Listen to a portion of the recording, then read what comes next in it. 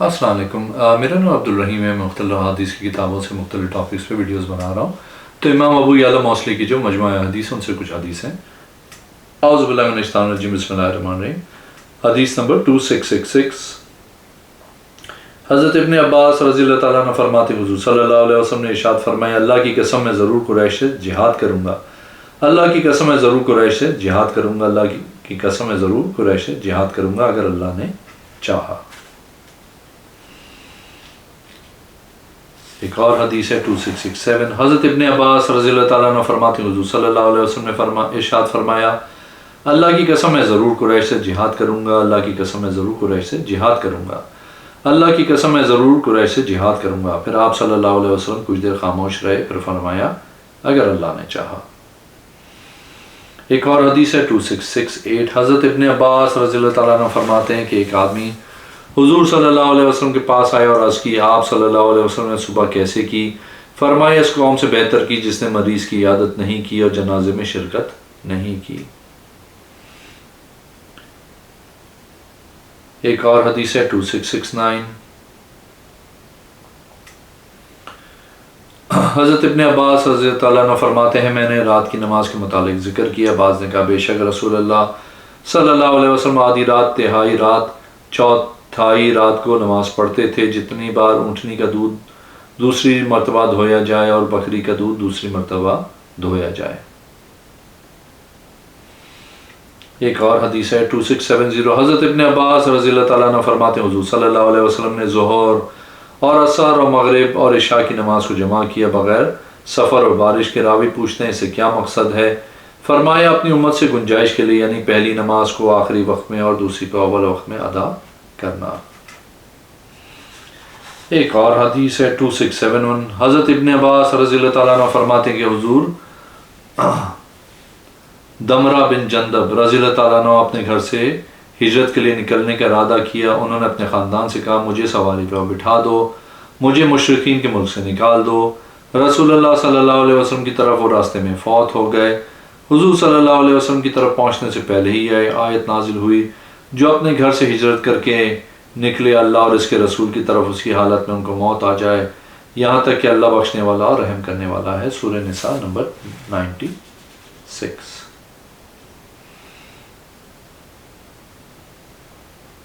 ایک اور حدیث ہے 2672، حضرت ابن عباس رضی اللہ تعالیٰ عنہ فرماتے ہیں حضور صلی اللہ علیہ وسلم نے فرمایا میری سبا ہوا سے مدد کی گئی، قوم عاد کی ہلاکت دبور کے ساتھ کی گئی تھی۔ ایک اور حدیث ہے 2674، حضرت ابن عباس رضی اللہ تعالیٰ عنہ فرماتے ہیں حضور صلی اللہ علیہ وسلم نے حضرت ابو قتادہ سے کہا جس نے قتل کیا اس کا سامان اسی کے لیے ہے، اس کو چھوڑ دو، جس نے قتل کیا سامان اسی کے لیے جس نے قتل کیا۔ ایک اور حدیث ہے 2675، حضرت ابن عباس رضی اللہ تعالیٰ عنہ فرماتے ہیں کہ حضرت سعد بن عبادہ رضی اللہ تعالیٰ عنہ حضور صلی اللہ علیہ وسلم کے پاس آئے اور عرض کی یا رسول اللہ صلی اللہ علیہ وسلم میری والدہ فوت ہو گئی ہیں، انہوں نے نظر مانی تھی، وہ اس کو پورا نہ کر سکیں۔ حضور صلی اللہ علیہ وسلم نے حضرت سعد رضی اللہ تعالیٰ عنہ کو فرمایا ان کی طرف سے نظر پوری کرو۔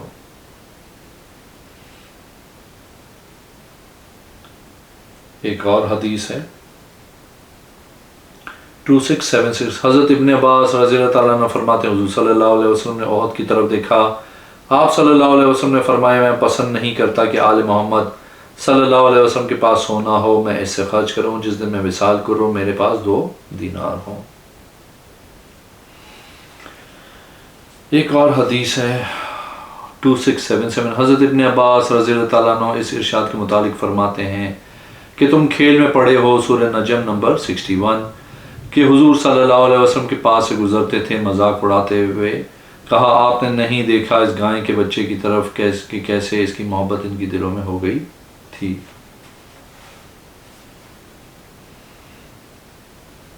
ایک اور حدیث ہے 2678، حضرت ابن عباس رضی اللہ تعالیٰ عنہ فرماتے ہیں حضور صلی اللہ علیہ وسلم نے قریشی اور ایک عورت کو پیغام بھیجا جسے سودا کہا جاتا تھا۔ آپ صلی اللہ علیہ وسلم نے فرمایا اس سے بہتر عورتیں قریش کی ہیں جو اونٹ پہ سوار ہوتی ہیں اور اپنے بچوں پہ رحم دل ہوتی ہیں اور اپنے شوہروں پہ بھی۔ ایک اور حدیث ہے 2679، حضرت ابن عباس رضی اللہ تعالیٰ عنہ فرماتے ہیں حضور صلی اللہ علیہ وسلم نے ایک کپڑے میں نماز پڑھی، ان کے دونوں اطراف کندھوں پہ ڈالے ہوئے تھے، ایک کپڑے کو زمین پہ رکھا ہوا تھا زمین کی گرمی اور سردی سے بچنے کے لیے۔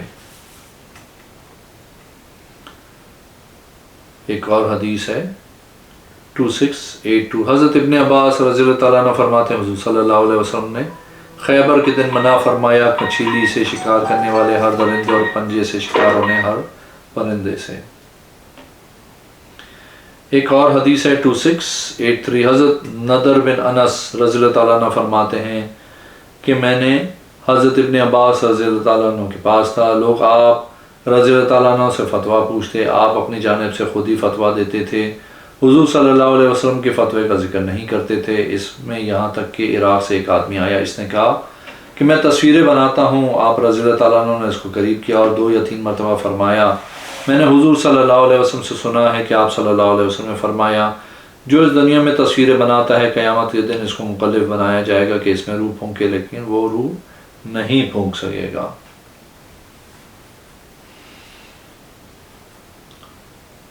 ایک اور حدیث ہے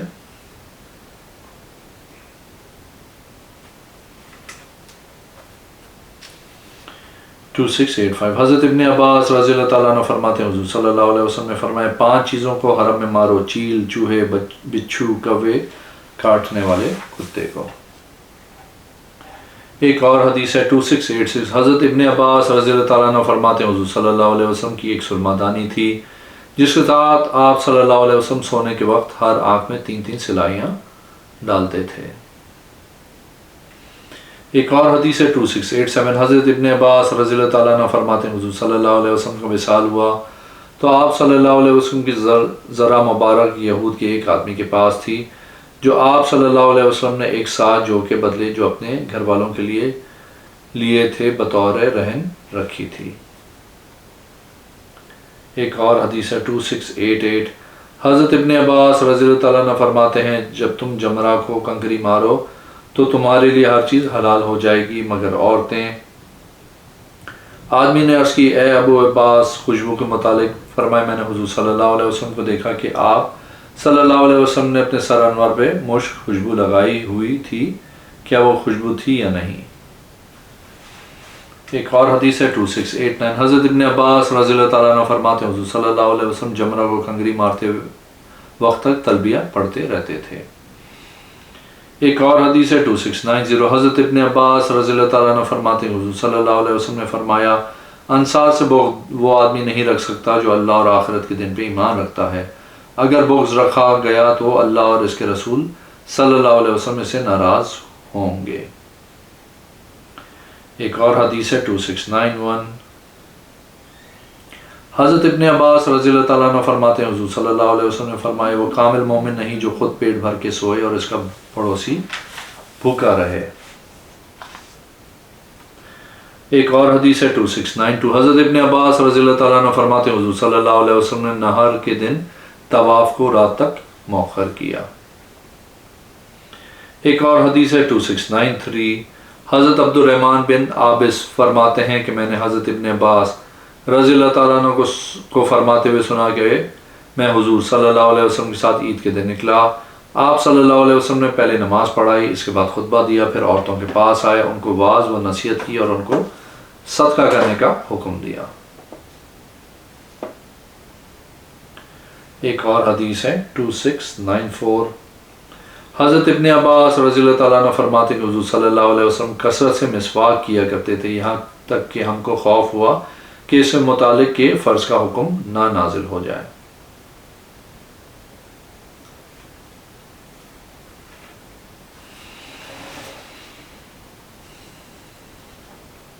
ایک اور حدیث ہے 2696، حضرت نضر بن کثیر فرماتے ہیں کہ میں نے حضرت عبداللہ بن طاؤس کے پہلو میں نماز پڑھی، جب پہلا سجدہ کیا تو آپ نے اپنا سر اٹھایا، اس میں اپنے ہاتھ اٹھائے اور چہرے کے سامنے کر لیے، میں نے اس کو ناپسند سمجھا، میں نے وحید بن خالد سے کہا اس نے ایسا کام کیا ہے، میں نے ایسا کرتے ہوئے کسی کو نہیں دیکھا۔ حضرت وحید نے عبداللہ بن طاؤس سے کہا آپ نے ایسا کام کیا جو ہم نے اس سے پہلے کسی کو کرتے ہوئے نہیں دیکھا۔ حضرت عبداللہ بن طاؤس نے فرمایا میں نے اپنے والد کو ایسے ہی کرتے ہوئے دیکھا۔ میرے والد نے کہا میں نے حضرت ابن عباس رضی اللہ تعالیٰ عنہ کو ایسے ہی کرتے ہوئے دیکھا تھا۔ حضرت ابن عباس رضی اللہ تعالیٰ عنہ نے بتایا کہ حضور صلی اللہ علیہ وسلم ایسے ہی کرتے تھے۔ ایک اور حدیث ہے 2697، حضرت ابن عباس رضی اللہ تعالیٰ عنہ فرماتے ہیں مخلوق میں حضور صلی اللہ علیہ وسلم کے علاوہ کسی کو امن نہیں ہوا، اللہ تعالیٰ نے آپ صلی اللہ علیہ وسلم کی امت کے پہلے اور آخر کے گناہ معاف کر دیے۔ سورہ فتح نمبر 2۔ اور فرشتوں سے کہا جو ان میں سے کہیں میں اللہ کے علاوہ خدا ہوں، ہم نے ان کی جزا جہنم تیار کر رکھی ہے۔ سورہ انبیاء نمبر 29۔ ایک اور حدیث ہے 2698، حضرت حسن بصری رحمۃ اللہ علیہ فرماتے ہیں کہ حضور صلی اللہ علیہ وسلم نماز کی حالت میں اپنی داڑھی مبارک کو ہاتھ لگاتے تھے۔ ایک اور حدیث ہے 2699، حضرت ابن عباس رضی اللہ تعالیٰ عنہ فرماتے ہیں حضور صلی اللہ علیہ وسلم نے فرمایا جہنم سے بچو اگر کھجور کا ٹکڑا صدقہ کرنے سے۔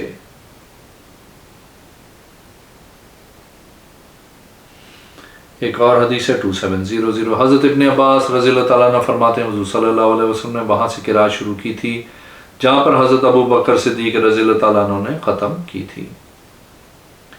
ایک اور حدیث ہے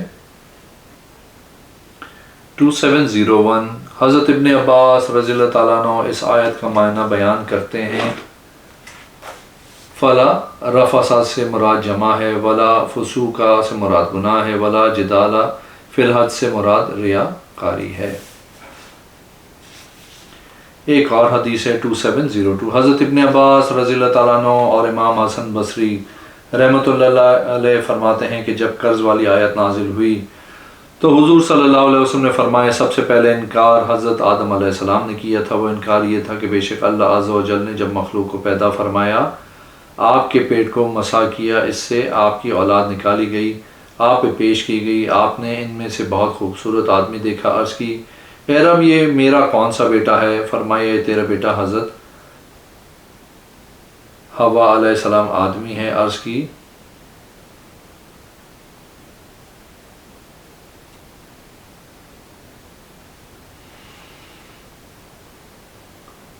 اے رب اس کی عمر کتنی ہے؟ فرمایا 60 سال۔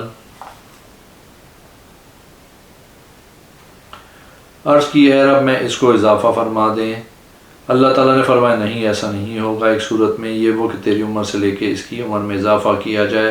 حضرت آدم علیہ السلام کی عمر 1000 سال تھی، آپ علیہ السلام نے اپنی عمر سے 40 سال اس کو حبا کر دی۔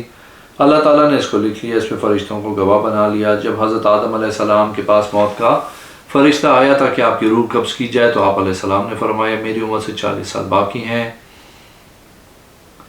فرشتے نے عرض کی آپ علیہ السلام نے اپنے بیٹے داؤد کو 40 سال ہدیہ نہیں کیے تھے؟ حضرت آدم علیہ السلام نے فرمایا میں نے ایسا نہیں کیا تھا، اللہ تعالیٰ نے وہ کتاب ظاہر کی، اس پہ فرشتوں کو گواہ کیا تھا۔ حضرت آدم علیہ السلام کی 1000 سال مکمل کی گئی، حضرت داؤد علیہ السلام کی 100 سال مکمل کی گئی۔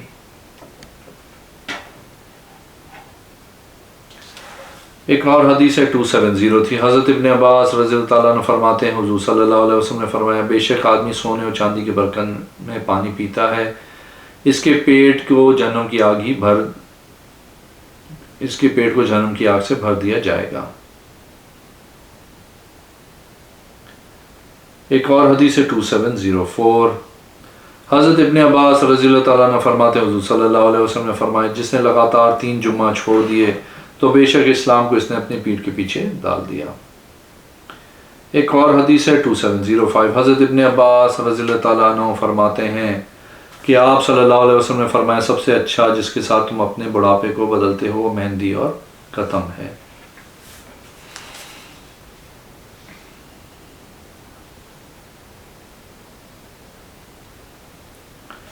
ایک اور حدیث ہے 2707، حضرت ابن عباس رضی اللہ تعالیٰ عنہ فرماتے ہیں حضور صلی اللہ علیہ وسلم اپنی مونچھوں کو تراشتے تھے اور ابراہیم علیہ السلام بھی اپنی مونچھوں کو تراشتے تھے۔